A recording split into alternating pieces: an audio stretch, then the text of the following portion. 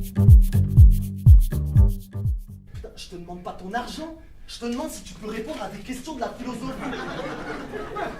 Quelle question? Et des questions que je vais te donner. Pourquoi? Mais quoi, pourquoi? Un prof de la philosophie, ça peut répondre à des questions d'un exercice, oui ou non? Oui. Putain, je te préviens, j'ai pas toute la nuit pour sortir les mots de ta bouche. Faut que tu répondes à ça. Alors maintenant, tu te mets à l'ordinateur, tu mets les solutions aux questions pour tes 20 sur 20, t'imprimes, je m'en vais et tu m'as jamais vu. Et si tu parles, je reviens, je te fume, t'as compris? Mais qui vous a donné les sujets du bac? T'occupes, travaille. Mais c'est impossible de tricher, vous savez. Même si je vous donnais un texte, vous ne pourrez pas le faire rentrer dans la salle d'examen. T'es sérieux? Tu vas m'apprendre à rentrer des trucs là où il faut pas maintenant? Papa! Non mais c'est des livres très rares! Et vous êtes malade! Et c'est ça! Oh, on nous pose une question. Ouais. Oui, il faut commencer par questionner la question. Tu questionnes la question? Oui. Eh vas-y, je reprends les 50 €, hein. Tu m'énerves.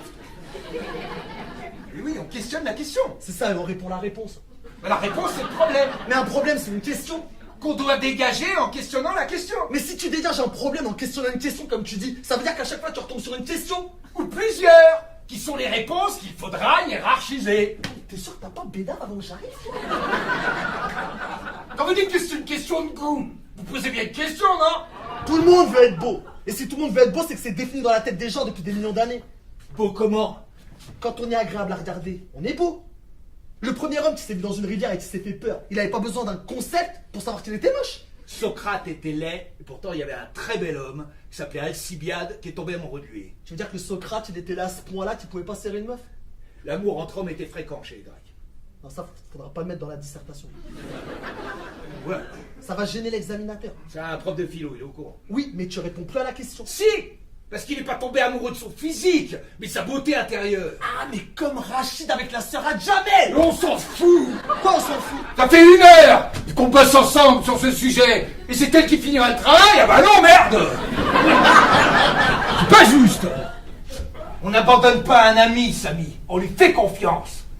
Et on le laisse finir la dissertation. Tout seul? Oui, ça ira plus vite. Critique de la raison pure. Emmanuel Kant. Alors prenez plutôt un Jean Antonio.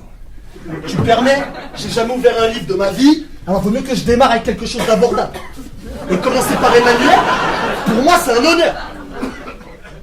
C'est codé.